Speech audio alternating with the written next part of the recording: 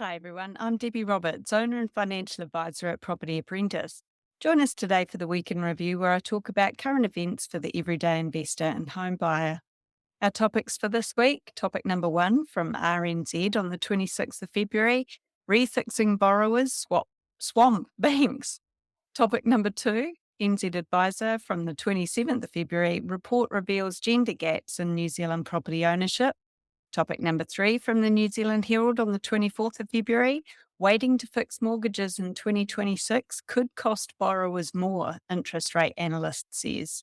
Topic number four from the New Zealand Herald on the 24th of February, housing confidence back to 2020 levels, according to a survey. And topic number five from New Zealand Advisor on the 27th of February, real estate investors reevaluate portfolios, according to another survey. So topic number one from RNZ on the 26th of February, refixing borrowers swamp banks. As interest rates decline, borrowers are increasingly engaging with their home loans, leading to added pressure on banks. ANZ, the country's largest bank, reported a surge in customer inquiries following the recent official cash rate cut, resulting in longer wait times at its contact centre. One customer, unable to restructure her loan via the app, was directed to call the bank but faced an estimated 1 hour wait time. ANZ acknowledged the delays, stating that while the team had been adjusted to meet demand, average wait times were still around 30 minutes. The bank assured customers it was working to reduce these delays and suggested using secure bank mail via internet banking as an alternative.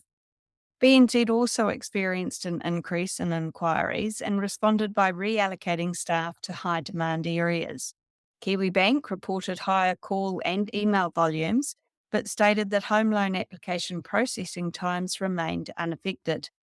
The bank continues to invest in its advisor channel by hiring new staff, upgrading systems, and launching fast pre-approvals, aiming to provide loan decisions within 48 hours.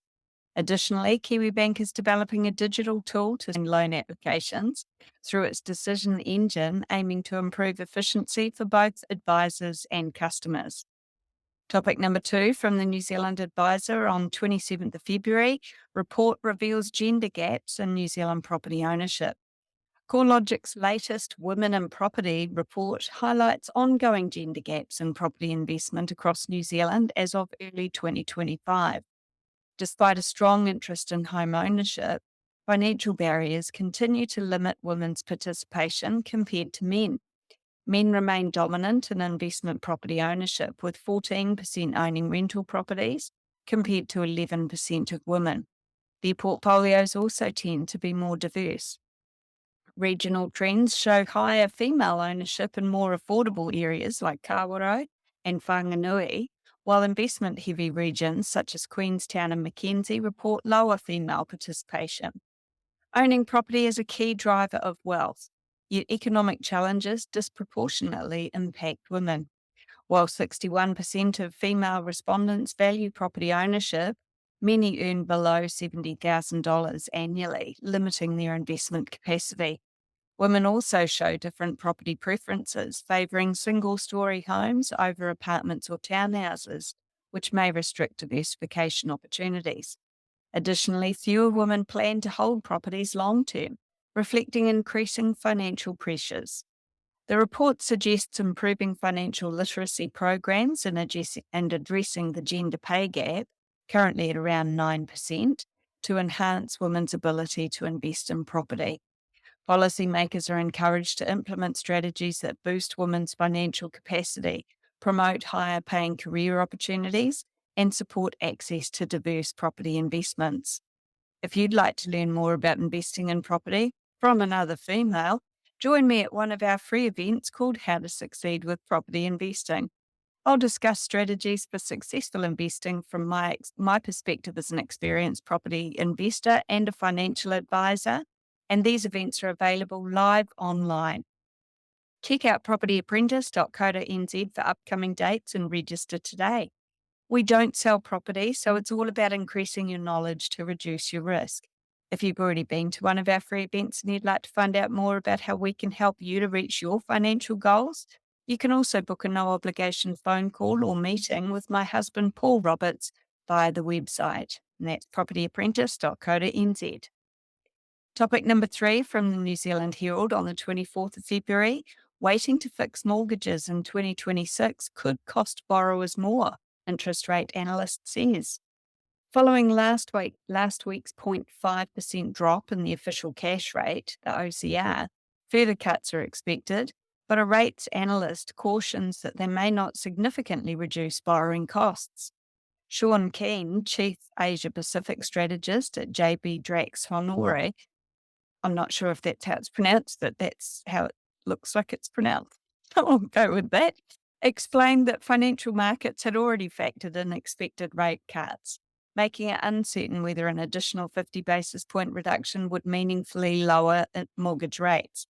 Keane warned that borrowers on floating rates waiting for fixed rates to drop might miss out on potential savings. He noted that while the average 2-year fixed mortgage rate had already fallen by 1.35% before the recent Reserve Bank cut, the average floating rate had only decreased by 0.6%. He expected more borrowers to switch from floating to fixed to take advantage of lower rates. Having monitored the Reserve Bank for years, Keane pointed out that last week's cut marked the 200th OCR decision since the tool's introduction in 1999. He observed that the bank tends to maintain its course once it starts adjusting rates, aligning with its forecast of lowering the OCR to around 3% by year end. Keane also highlighted concerns over the quality of official economic data in New Zealand. He noted that the Reserve Bank was increasingly relying on real-time market surveys and indicators instead of traditional data sources to guide its decisions. So what we've seen in the days following the OCR has actually been that most banks have reduced their floating interest rates, and they've also been competing on some of the shorter term rates as well. So it's certainly interesting times when it comes to rates on your mortgages. Trying to make a decision on your own could be a little bit difficult. So, you should absolutely have a good chat with your mortgage advisor before you make a decision. Topic number 4 from New Zealand Herald on the 24th of February, housing confidence is back to 2020 levels, according to a survey. The latest ASB Housing Confidence Survey shows a net 33% of respondents expect house prices to rise, returning to optimism levels last seen in 2020. Meanwhile, a net 23% believe it's a good time to buy, with interest rates expected to decline. Canterbury saw the most significant confidence boost, with a net 38% predicting price increases. That's an increase of 25% in the previous quarter. However, confidence in buying remained moderate, with a net 23% nationwide believing now's a good time to purchase, which is a slight increase from 20% in the third quarter. Auckland in particular showed small signs of hesitation. ASB Chief Economist Nick Tuffley noted that expectations for falling interest rates had slightly weakened, with a net 51% anticipating lower rates compared to 57% previously. This shift occurred before the Reserve Bank in New Zealand cut the official cash rate to 3.75%. He expects a slower pace of rate cuts moving forward, in line with the Reserve Bank's predictions and forecasts. And Tupley described the current market as a sweet spot for buyers, with falling interest rates, high property supply, and subdued prices creating favourable conditions. However, he acknowledged that the abundance of homes for sale might be causing potential buyers to hesitate, which doesn't make sense to me. It means you've got more choice in the market and less competition. Win-win, right, when it comes to buying properties. Recent data from the Real Estate Institute supports this, which have shown an increase in new property listings, while sales continue to decline. Despite growing optimism, some uncertainty remains, and where there's uncertainty, there's potential to make a profit. Tuffy pointed out that global factors such as the potential inflationary impact of Donald Trump's re-election in the United States could be adding to buyer caution. However, he expects hesitation to fade as the year progresses. My opinion is that buyer hesitation is going to fade when the economy starts performing much more strongly than it currently is. And there are All signs of light at the end of the tunnel when it comes to that as well. Topic number 5 for this week in review from the New Zealand Advisor on the 27th of February. Real estate investors reevaluate their portfolios according to a recent survey by Crocker's Property Management and economist Tony Alexander. Based on responses from 287 residential property investors, it reveals a growing trend of investors considering downsizing their portfolios, and that's a notable shift in investment strategy. Investor confidence in potential house price increases has strengthened, yet optimism about further interest rate cuts has declined. This mixed outlook reflects ongoing uncertainty despite rising business confidence and renewed investor activity. Securing quality tenants can remain a challenge, but banks have become more open to financing, marking an improvement from previous restrictive lending conditions. The survey shows that 35% of investors are considering selling. That's an increase from 29% in January, and it's the highest level since mid-2021. This shift suggests a cooling period in investor engagement, potentially influencing market dynamics. While most investors still plan to hold their properties for at least 10 years or indefinitely, this percentage has dipped from 57% to 51% in the past month. This gradual decline indicates growing concerns about long-term investment viability in the changing market. Despite market shifts, investors continue to favour existing properties over new builds, with 74% opting for pre-owned homes. This trend is driven by an oversupply of newly built townhouses, particularly in Auckland and Christchurch. Investor caution is also reflected in rental strategies. Only 52% plan to raise rents. That's down significantly from 80% early last year. The average planned rent increase is 4.4%, highlighting a more measured approach in response to economic conditions. Landlords are seeing greater support from banks, with a net 11% reporting increased access to financing. That's an improvement over last year's more restrictive lending environment, and certainly something that we've seen since the OCR started to come down and banks have relaxed their test rates. This easing of credit may help sustain investment activity moving forward.